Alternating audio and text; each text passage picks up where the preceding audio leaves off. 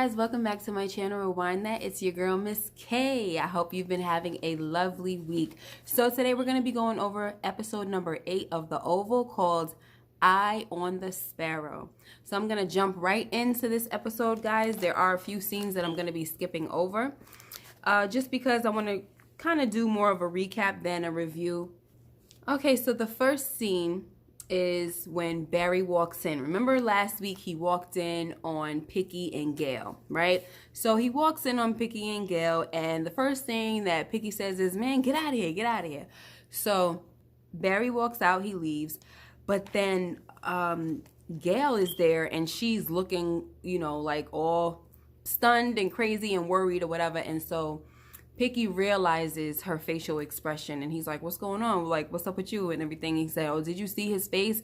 He looked like he saw a ghost. In Picky's mind, he's just thinking that, okay, my cousin realizes this girl. He recognizes this girl as the president's daughter and nothing more, right? So anyway, Barry comes back in and he blows up her spot. Like, you need to tell him, you want to tell him what happened, or do I need to tell him? And so Picky keeps saying, what's going on? What's going on? After much back and forth, Barry finally tells Picky that Gayle accused him of rape, okay? And of course, she denies it because she's a little liar. And then she tries to play this whole, if he was telling the truth, he wouldn't be here. And so, you know, of course that would make sense, but Picky says, my cousin ain't no liar. You know what I mean? Like, as much sense as it makes, my cousin's not a liar, though. And that was like the second time he said that. My cousin don't lie. All right. So anyway, he eventually kicks her out and says, you know, don't call me again and all that stuff. And she's like, no, Leon, please, whatever. He said, don't call me ever again. So she leaves, you know, and this girl is just out and about on her own. So then when she leaves, you know, the guys, they start laughing and everything, the cousins, and Picky is like, oh, thank you. Like, basically saying, thank you for helping me get rid of this girl. Like, because I've been trying to get rid of her for months or however long he said. And I was so happy when they went to the White House and all of that stuff. And so even though they were joking around, Barry said, you just be careful of that girl. She's a snake. Be careful of her. So then he tried to start talking about, like, how old is she and everything. And Picky was like, don't even start with me with that, you know. That's another problem, is that the girl is underage and we don't know how old Picky is. So Picky could definitely get into a lot of trouble. So we'll talk about that later. All right, so next we got Sam and Priscilla in their home, and they're talking about, you know, working on getting Richard back his job, you know. And Sam is like, I'll put the word in. I'll start, you know, talking about it, putting it out there, which I thought he would have been did that. And also I thought the president would have been apologized, but clearly he doesn't care about apologizing or reinstating this guy, Richard, because he's so focused on doing nothing and getting Denise back into his arms or whatever, you know. That's all he's thinking about. He's not thinking about any kind of business. So then he gets a call, you know, Priscilla and Sam, they're trying to have their little evening together, spend some time together. So he gets a call from Yuma, and she's letting him know that the Sparrow, a.k.a. Gayle, is missing. So Sam has to run back to the White House. Next, we have Victoria going into the Oval to tell Hunter that Gayle is missing. But, of course, Hunter does not believe her. And, of course, he wants her to get out. And they just go through their regular back and forth tit-for-tat crap that I won't even get into detail with, because it's the same old insults that they hurl at each other all the time, right? And so Victoria finally leaves. But before that, she was saying, ask your man, Max, if your daughter is still in the White House. And then she basically was letting him know that she knows Max is not even on the premises, right? So anyway, she leaves, and then Hunter calls Max, and he's like, what's going on with Denise? Why don't you take her to a different location for right now? Hold her somewhere for right now, because the guard dog is on the loose, talking about Victoria. Even if he didn't say that, I'm paraphrasing. But he's like, the dog is on the loose, and just keep Denise over there for right now. And then he says something about, how about my daughter? Do you know where she is? Or he basically asks about the whereabouts of his daughter. And then Max is kind of confused, like, sir? And he's like, I knew she was lying. Anyway, he eventually tells him, Max tells Hunter, I'm going to find out for you what's going on. I'm going to confirm or whatever, you know, that Gayle is at home. So Max calls Kyle, and he finds out that Gayle is actually missing. Kyle tells him, listen, you're off of the premises, you're off the property, so you can't be calling the president and telling him that his daughter is missing, because clearly that's confidential and it could be leaked, obviously. But, Max still calls anyway after Kyle told him not to. Anyway, so then we have Hunter in a scene where he's talking to Jason, and Jason tells his father that his mother is evil and she's wicked and all this blah, blah, blah. It's like everybody against Victoria at this point. And to be honest, though, the way she treats her children, even though her children, like, they have flaws and, the daughter is disgusting and rude and condescending and all that stuff, and then the son is a creep, I don't approve the way she treats her children, as a mother. Like, she doesn't show no type of love, so I'm not feeling that, honestly. And at this point, I'm not really sure if I like Victoria anymore, okay? I'll keep y'all posted on that. So eventually, Jason tells Hunter, how Gayle escaped, how he helped her escape the White House and who she went to see. So before Hunter leaves Jason tells him that, if I can do that, then your Secret Service, you have a poor Secret Service. And Hunter agrees. So anyway, Hunter goes into talk with Kyle and the rest of the Secret Service guys, and Kyle basically lets them know that Max needs to be supervised because there's some things that, he needs to brush up on. Like, he doesn't really know the certain protocols of the White House. Kyle's like, I've been here for 2 administrations or whatever he said, and basically he knows the rules and what it takes for something like this not to ever happen again. Now, Hunter is saying, Max is my man. And so Kyle's like, he can stay your man, but I just think that for something like this to be prevented, we need to also supervise Max, while he's on your detail. All right. Anyway, so Kyle also asked, like, if he could pay Picky a visit, and the president says yes, he consents. Now, what I was saying about that earlier was that this can definitely get Picky into trouble because Kyle, first of all, is mean. You can tell that he really likes to make people suffer. He likes to torture. He likes all that type of stuff. To me, that's what it looks like. He must be like some type of miserable pervert.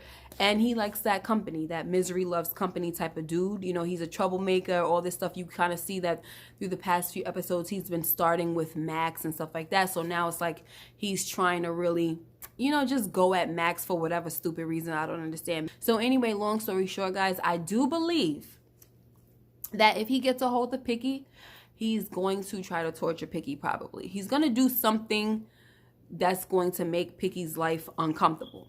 All right. Now, next we got Don and Lillie sitting at home and they're having dinner. And, they're having the same old tired conversation where Lillie keeps asking Don what happened to Bobby. And, I'm over it at this point. The girl keeps asking and the man keeps coming up with the same answers. And so, but now she's mad at him now because he keeps telling her that it's confidential. All right. Next, we got some Secret Service. They come to Jean's apartment and they take her car, but they don't tell her why. So she calls Priscilla, like, what's going on? The Secret Service just came, or Tony, whatever his name was. He just came to my house, to my apartment, and he took my car. So Priscilla was like, I can't tell you over the phone, but it's about you-know-who. Jean is like, him? And Priscilla's like, no, her. And she's like, oh, gosh, what now? And so she basically lets her know that Gayle is missing and she might have gone missing and escaped the White House through Jean's car. So that's another thing. And Jean is like, oh my gosh, this girl is trying to get me fired or whatever. And Priscilla's like, oh honey, she trying to get all of us fired. But honestly, the girl was just trying to escape the White House. She wasn't trying to get nobody fired as much as she is rude and all that. Her mind is one track. She was just trying to get to her man who don't want her. Anyway, so then we got another scene where Nancy and Sharon, they're talking, and we find out that Nancy had a non-sexual affair on Richard years ago when Richard was away in the military. Now, Nancy warns Sharon to be careful because all the sweet talk Kareem is giving her is just talk, and she could wind up regretting it, right? So obviously this conversation came about because they're waiting for Barry to come home, and Sharon confides in Nancy and tells her about the situation. Like, have you ever cheated? All this stuff. And so that's how it came about. The conversation came about. And Nancy just warns her, like, girl, it's not all that it's cracked up to be. Don't even fall for the, the sweet talk and all of the little fake promises the guy is making, all that stuff. It's not worth it. So then suddenly they hear a crash, like, it sounds like to me like a glass, like somebody threw a brick or something through the window. But in comes this woman, this Rakadushi woman, and she's looking all bloody. Her face is bloody, her nose and all that stuff, looking beat up. And she's like, oh, please help me. Someone help me.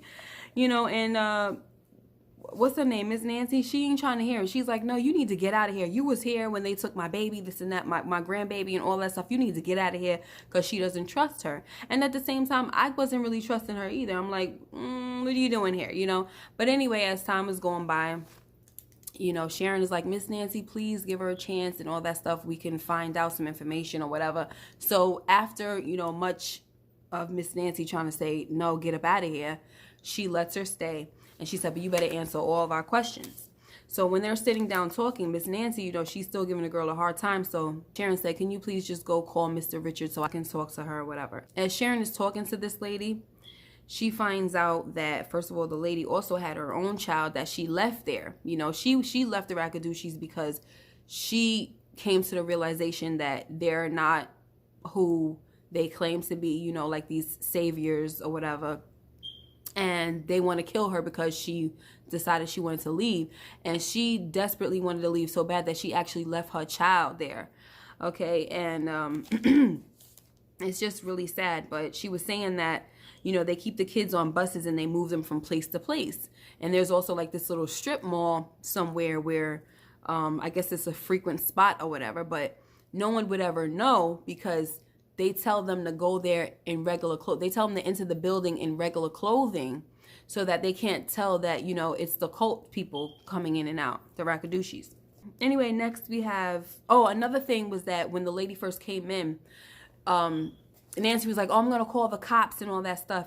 And then she was like, no, please, they're in on it. So that's another thing that we have to, pay attention to. The Rakadushis have the law on their side and stuff, so that's scary. That makes it even worse, So next we have Gayle walking the streets by herself in the hood. First of all, by herself.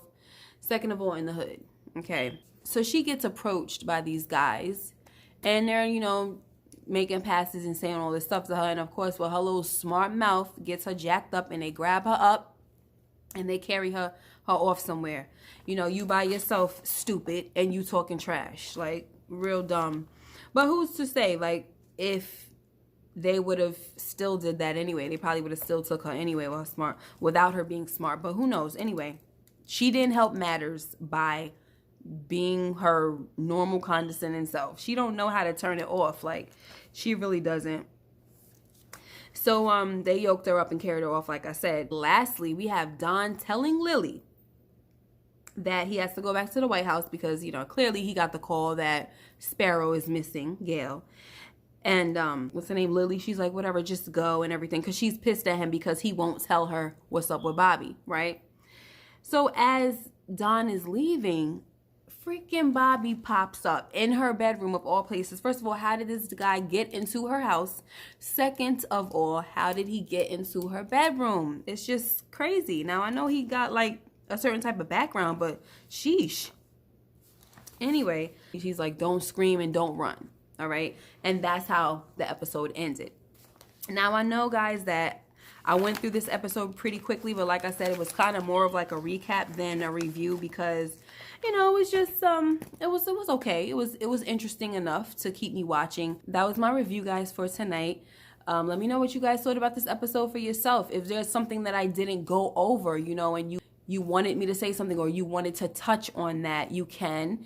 And I'm going to always respond, guys. I love, the back and forth, and I love the comments, guys. So before I end this video, I do want to make a few announcements. The first announcement that I want to make is that with the shows, first of all, on hiatus, like Power and Empire about to have the fall finale coming up, I'm not going to be having much other shows to review. I'm going to only have the Oval to review, and that cannot stand. I have to keep my channel active and alive, you know, so that you guys can keep on coming back and keeping you guys, you know, entertained and stuff like that. And I just like to keep interacting with you guys as well. So I am going to have to tap into the reality world, guys. I didn't want to do reality shows because I kind of like to just give my opinion on shows that are, you know, scripted dramas, you know, because it's just talking about characters. So I get to just say what I want, whatever, you know what I'm saying? But when it comes to like people's real lives, I like to be a little more sensitive to that. Even though they made the choice to air their lives on television, I still want to be, you know, respectful about whatever, you know what I'm saying? But I'm going to have to tap into this because it's the one constant thing that's on TV. And if I want to keep my channel flowing, okay, and growing, I'm going to have to tap into something that's happening regularly. So without further ado, starting on Sunday, I'm going to be reviewing The Real Housewives of Atlanta.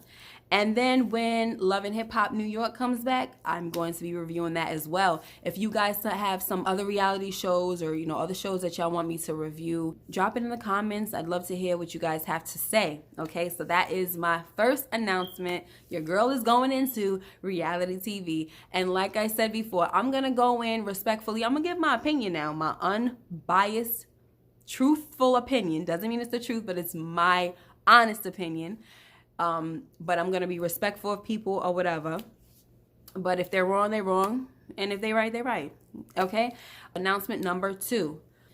During the hiatus of Empire and Power and whatever, I would like to introduce to you guys my book. It's a mystery novel called A Stone Unturned. I know I did mention it in another video maybe a few months back, but I'd like to mention it again. I will leave the link to this book in the description box below. I really would like you guys to support your girl and let me know what you guys think of this book. A lot of people don't read, but if you're a reader, tap in and let me know what you think, guys. You get to see, you know, how I get down as a writer as well. All right. Anyway, that's it. Those are my announcements. That was my review. Do me a favor, hit that subscribe button if you haven't already subscribed to my channel. Also, be sure to hit that post notification bell so you know when I upload a new video. All right, until next time, take care of yourself. God bless.